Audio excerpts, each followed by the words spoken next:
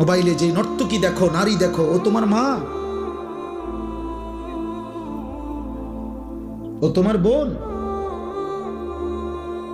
ও তোমার বিবাহিত স্ত্রী। ওকে দেখো কেন? যদি বলো না, তাহলে তোমার মাকে এমন কেউ দেখুক তুমি যেমন দেখতে চাও। কথা বলে না? এই নাফরমান, বলো না কেন? তোমার বোনকে এমন দেখুক,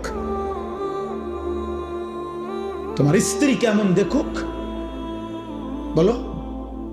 নবীজি এক যুবককে এই প্রশ্নটাই করছিলেন না?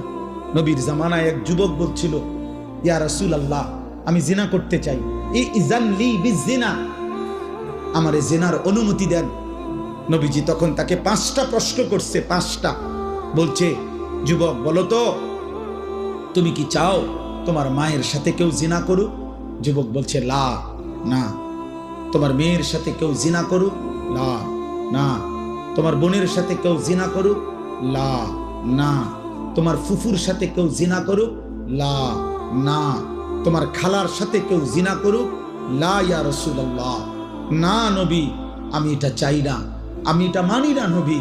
আল্লাহ নবী বললেন, ওয়ালান নাসু লা ইউহিব্বুনাহু লিউম্মাহাতিহিম ওয়া বানাতিহিম ওয়া আখাওয়াতিহিম ওয়া আম্মাতিহিম ওয়া খালাতিহিম। তাহলে যুবক, কোন মানুষও তো চাইবে না তার মায়ের সাথে কেউ জিনা করুক, তার মেয়ের সাথে কেউ জিনা করুক, তার বোনের সাথে কেউ জিনা করুক, তার ফুফুর সাথে কেউ জিনা করুক, তার খালার সাথে জিনা করুক।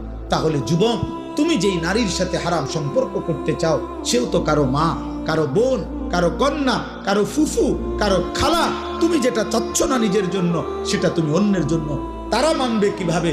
যুবক চিৎকার দিয়া কাঁইদা বলছি, ইয়া রাসূলুল্লাহ, আমি আজকে তওবা করলাম, কসম করলাম, আর কোনোদিন এমন হারাম করব না, হারাম নারীর কাছে যাব না।